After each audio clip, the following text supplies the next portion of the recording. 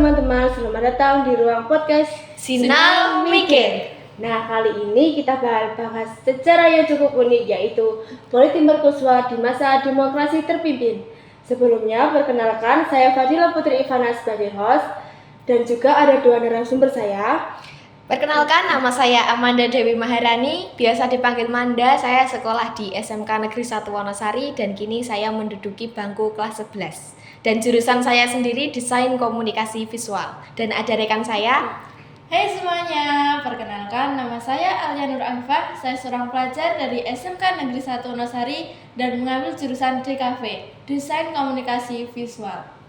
Nah, sebelum masuk di politik mercusuar, bisa jelasin dulu nggak apa sih demokrasi terpimpin itu? Baik, jadi demokrasi terpimpin itu dimulai setelah dekret presiden, lebih tepatnya pada 5 Juli 1959 dan kini bertahan hingga 1966. Dan pada saat itu juga Presiden Soekarno membubarkan konstituens karena adanya ketidakstabilan politik pada saat itu dan mengganti dengan Undang-Undang 1945. Dan pada saat itu juga kekuasaan presiden itu semakin kuat pada saat itu. Kalau kekuasaan presiden jadi kuat, berarti sistem sebelumnya dianggap bermasalah? Iya, betul sekali, karena pada saat itu Soekarno menganggap demokrasi liberal itu membuat negara nggak stabil. Jadi pada masa itu terlalu banyak konflik politik dan bahkan terjadi kabinet yang sering jatuh. Dari kondisi itu muncul istilah politik mercusuar. Sebenarnya apa sih maksud dari politik mercusuar ini? Baik, politik mercusuar adalah kebijakan pembangunan proyek-proyek besar dan megah. Tujuannya supaya Indonesia terlihat sebagai negara besar dan menjadi contoh bagi negara Asia dan Afrika. Menarik.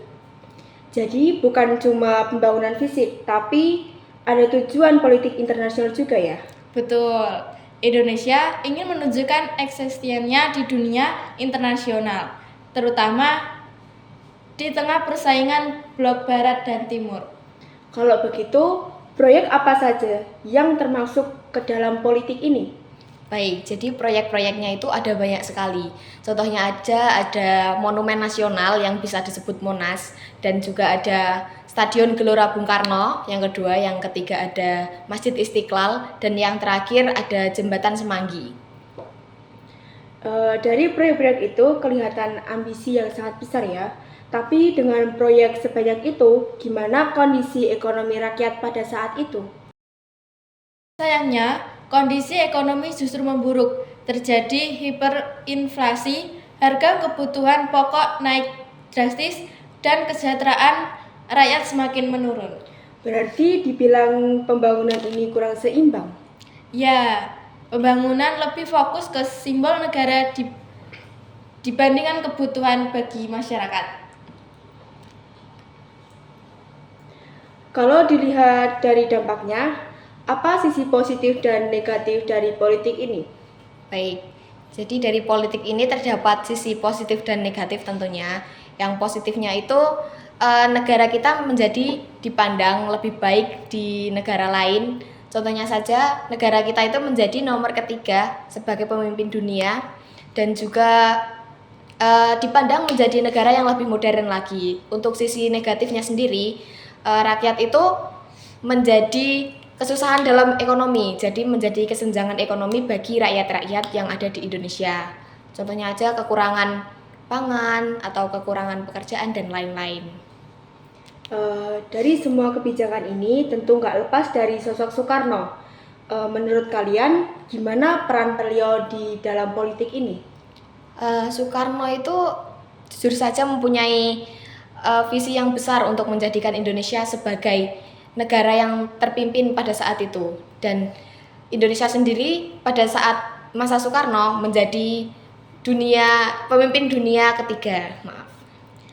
Tapi visi itu menghadapi kendala karena ekonomi rakyat ekonomi negara belum siap. Oke, sebagai penutup, bisa disimpulkan nggak politik mercusuar ini seperti apa?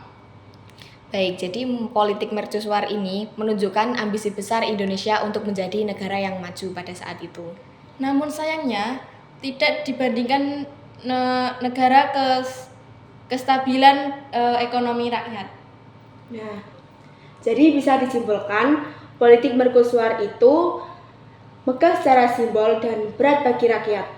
Nah, terima kasih juga kepada Amanda dan Alia, dan terima kasih juga buat teman-teman yang sudah mendengarkan podcast. Sampai jumpa di episode selanjutnya.